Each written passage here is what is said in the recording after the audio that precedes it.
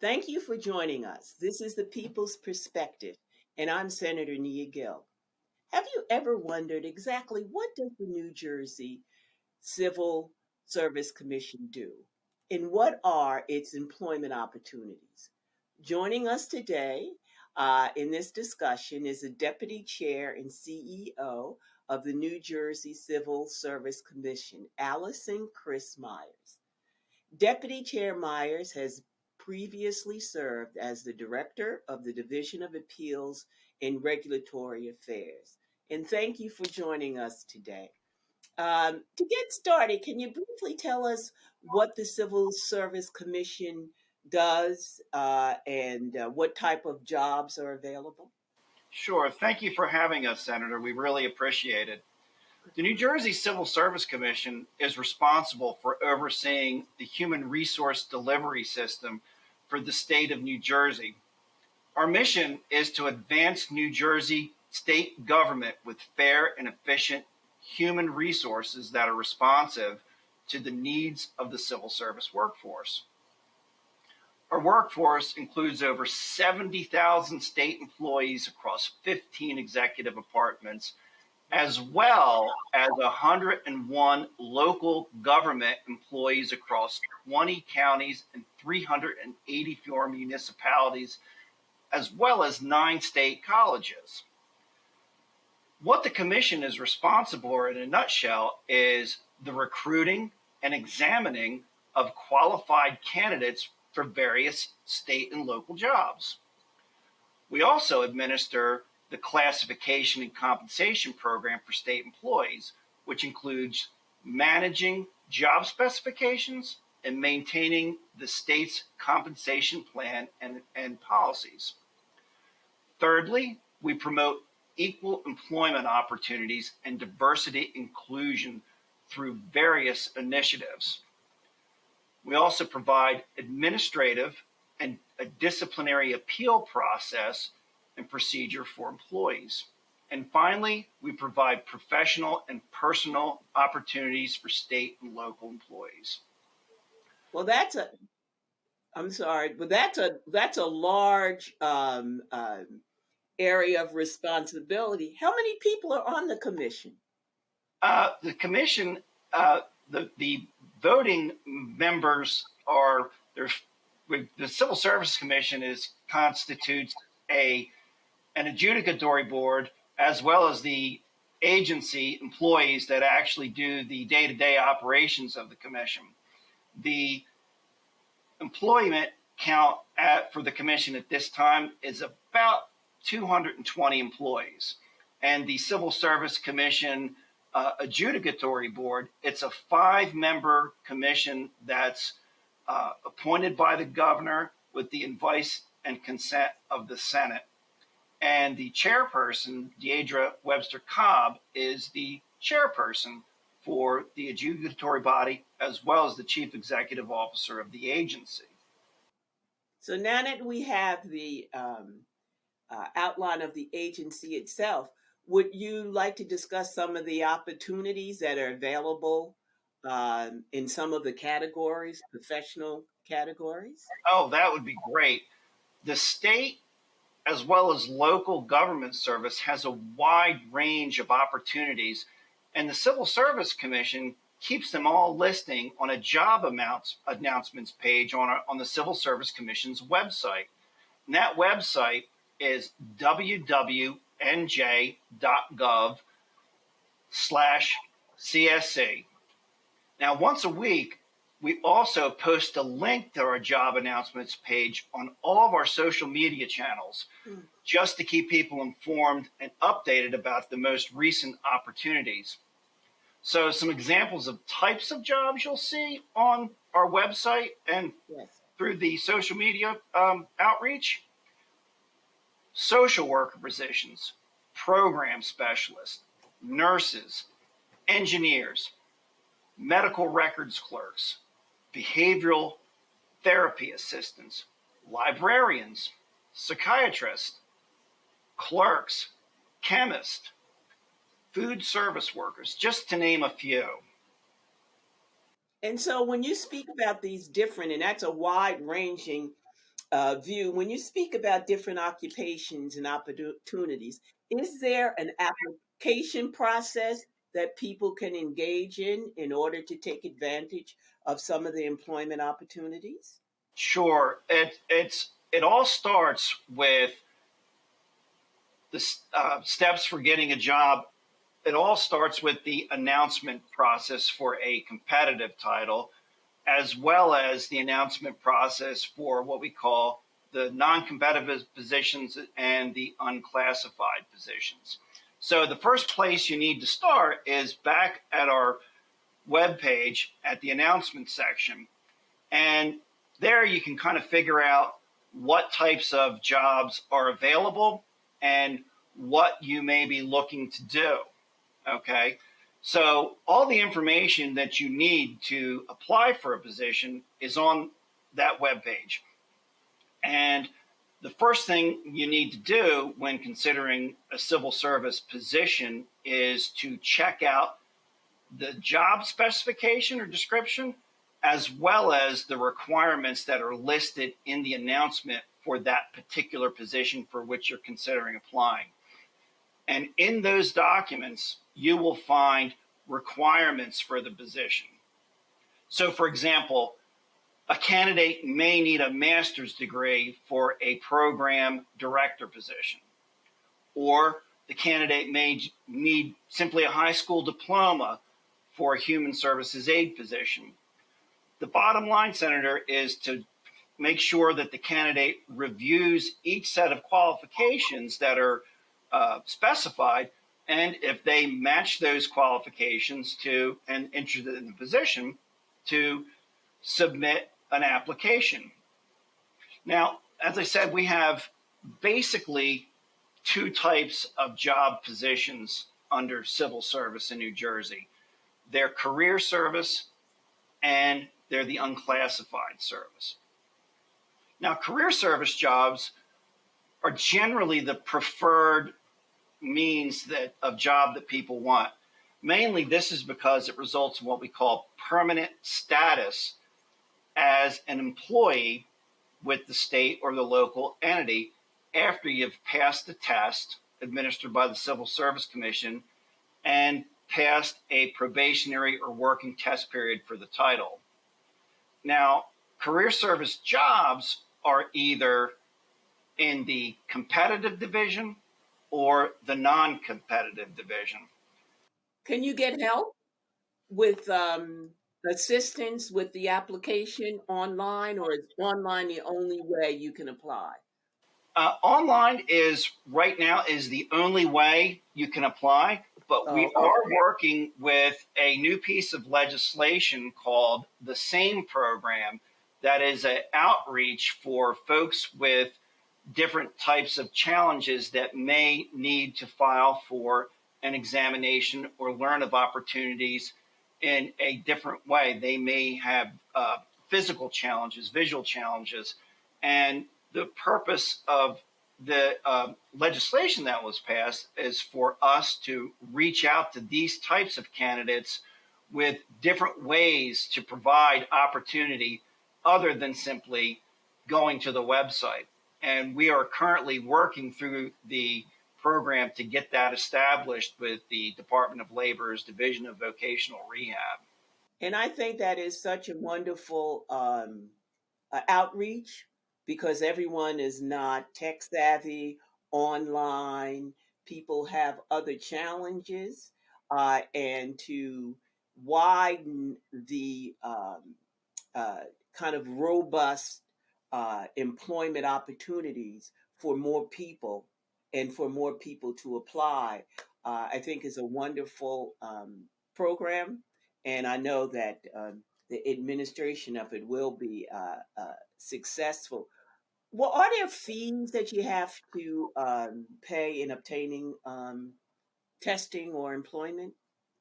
For career service positions, for a competitive test, if that's required for a specific job title, there is an application fee of $25. Now, not everybody is required to pay the application fee. There's some folks that may be on assistance or they're veterans, Hmm. and they can either get an exemption from the fee process by sending various documentation in along with their application, so we waive the fee when we receive it, and veterans are charged a reduced rate for open, competitive, and promotional applications. Some people would like to know, how are their applications for employment evaluated? Is it a group evaluation? Is it simply done based upon how you score on a test, or do you get to be interviewed? Just how will the evaluation methods for job opportunities to be successful? Okay, so the first thing that happens is our agency determines if the individual meets the requirements in the announced application announcement based on how they submit their application to the commission and describe their experience or their education. And then after that, our agency, along with input from the petitioning agency requesting a list, will determine a test mode. Now, some test modes are what you think of a test. We call them assembled examinations, where you go to a test center and answer questions 1 through 50, choose A, B, C, or D. Another type of examination that we utilize is called an unassembled examination, which is basically a review of a candidate's education and experience for potential scoring credit based on a scoring criteria that's been pre-established for that particular position. Some positions have oral interviews, and the performance on their interviews are anchored to pre-established courses of action, and the candidate receives credit for how they respond to a particular scenario. Um, Another way that we examine folks is through the computer. We have a supervisory and a management battery test, which is all done on the computer all throughout the state. If you're not computer savvy, are you at a disadvantage? Let's say you have skills that meet the requirements, but your uh, uh, technical skills with the computer may not be uh, so great. Does that create a disadvantage, or do you have an alternate way that a person can participate uh, in the process? Most of our examinations, Senator, are actually unassembled examinations based on a candidate's background, education, and experience. If an individual has specific needs, though, for a computer based test or even through the application process, our agency has a very proactive accommodations section, and we are more than willing to try to get any assistance necessary for a candidate to be able to compete in the best means possible to demonstrate that they have the skills necessary for the position. Um, there's a concept in civil service law is the more applicants and larger the pool, the more competition, the better the results will be for the appointing agencies. So we want to try to get as many people as possible tested. And there is a wide array of ways we can accommodate folks that may have different challenges for the examination process. Now, if a person has a particular challenge for the testing process, do they call? Is there a number, or how would they receive the help? Okay, when they apply, what they can do is there's an area on the application that they can check. And They indicate that they need some type of assistance, and our staff in the administrative information area will reach out to the individuals and work through what their needs may be to try to find a, a reasonable accommodation that's beneficial to them, as well as measures effectively what needs to be examined for the position.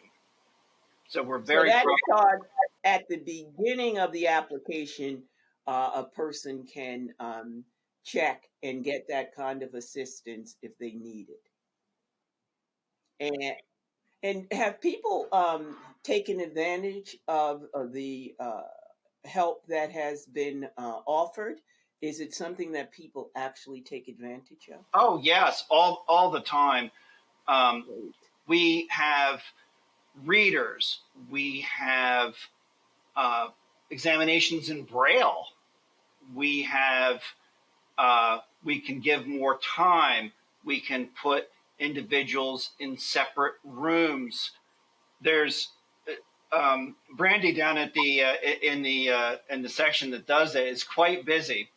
And interestingly enough, Senator, I had a meeting this morning with our, uh, our director of test development, and we're working on putting together the first level fire examination, open competitive examination, which is like a great career for people.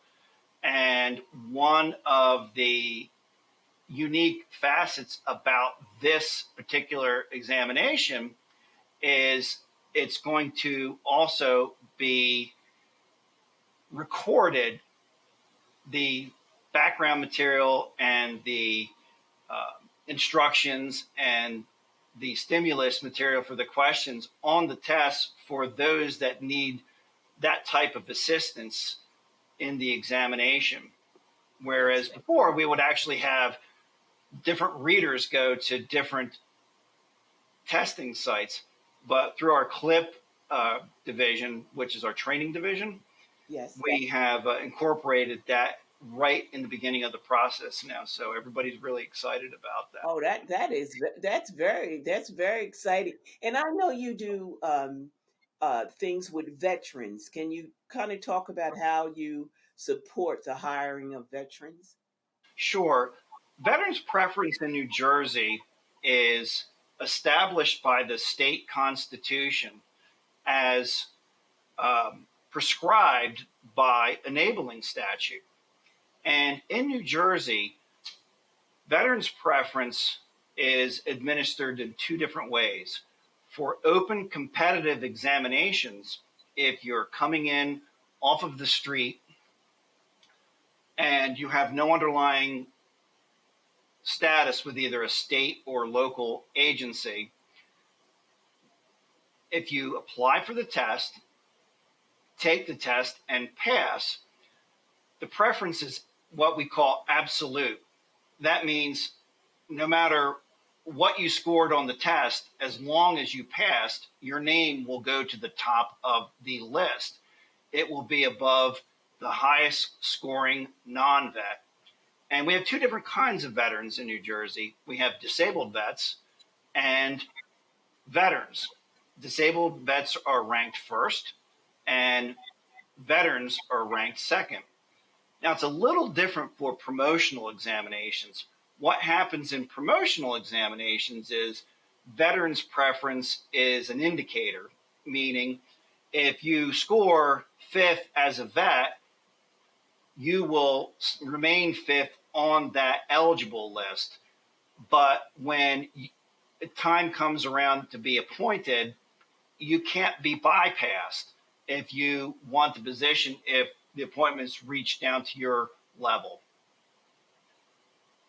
So it gives a recognition of the importance of vets in our society and a recognition with respect to them having defended this country and giving their life in time in the defense of America. So I think the vet preference is something that I've always supported, and I think is a very important part of the civil service It's a huge experience. part of it, Senator. I totally agree. And there's a number of different ways to establish veterans preference that have been introduced throughout the years that are pretty exciting. We've had amendments in the law throughout the years that permits folks that are still serving apply for veterans preference, as you know, while they could have already taken the test and get their veterans status certified by the Department of Veterans Affairs 8 days before the issuance of the list, and we can apply their veterans preference at that point. There's just been a wonderful legislation that has come out over the years to help our our service folks. But finally, are there any upcoming recruitment events or job fairs the public should be aware of, or uh, that Yes, we should? yes, there are. There are a number of recruitment programs that are being initiated by our Office of Diversity Programs. Um, for example, in December of 2022, we have a virtual one stop career center. And that is going to be, I'm sorry, Senator, it's now through December of 2022. My apologies. Oh no, that's okay. We will have a virtual one-stop career centers on August 9th, 7th, and 23rd. We're also hosting a virtual information center on October 4th and an in-person diversity in law enforcement forum on October 27th from 9:30 a.m. to 1:30 p.m. at Passaic County Community College. Again, this is a diversity in law enforcement forum. It's a huge program that Charlie Williams from our Office of Diversity Programs has been diligently working on over the last year. It's a huge initiative, and we hope a lot of folks come out. We have a great program lined up, and we're really hoping to educate the interested Community. applicants on different ways to get into a law enforcement career, because there's been some wonderful legislation that has been passed to increase diverse opportunities in legislation and law enforcement, and we want to make sure that we inform the interested individuals of all the means possible for them to pursue a career in law enforcement. Now, and if we come to your website, will these programs be on that website in addition to the information about applications? Yes, ma'am, they will be. Oh, great. The On the announcements page, you'll also find like a link to the Office of Diversity Programming's page, and all of this information will be contained and stored on that page for the public to peruse and to take advantage of. And they can certainly call our information center or one of the program managers dealing with these various programs to provide them with any assistance, answer any questions that they may have. We'll be more than glad to do it. Well, we will encourage um, our audience and constituents, one, to go online and to be proactive by reaching out to the commission for the varied and new exciting programs that they have. And we'll hope that we will be able to get the word out that we should be proactive in our engagement with the commission, because you have such outreach and new programs and different ways of engaging people for the purpose of them filling out applications and developing a career and making money and being able to take care of their families and become part of the community in a way that they're a part of the community now,